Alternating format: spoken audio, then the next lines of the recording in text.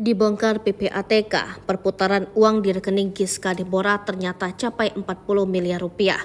Pusat Pelaporan dan Analisis Transaksi Keuangan atau PPATK mengungkapkan nilai perputaran uang yang berjumlah fantastis di rekening milik Giska Deborah Aritonang, tersangka kasus penipuan tiket konser Coldplay.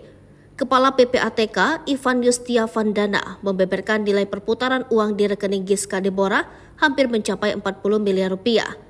Menurut Ivan, jumlah transaksi rekening Giska Deborah yang mencapai puluhan miliar itu terjadi hingga periode November 2023. Kami mendeteksi besarnya perputaran uang di rekening yang bersangkutan hingga mendekati angka 40 miliar rupiah, kata Ivan.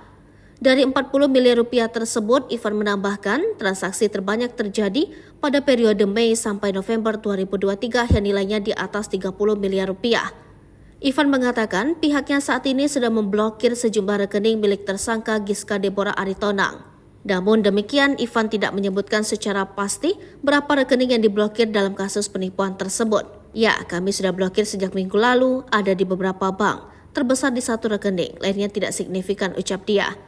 Adapun Giska Deborah Aritonang diketahui sempat membeli sejumlah barang mewah atau bermerek setelah mendapatkan uang miliaran rupiah dari hasil menipu dengan cara menjual tiket konser Coldplay. Dalam kasus ini, Giska Deborah berhasil meraup uang mencapai 5,1 miliar rupiah atau setara 2.268 tiket yang dijanjikannya kepada para korban. Dari miliaran rupiah tersebut, polisi menyebut Giska Deborah membeli sejumlah barang mewah hingga mencapai 600 juta rupiah.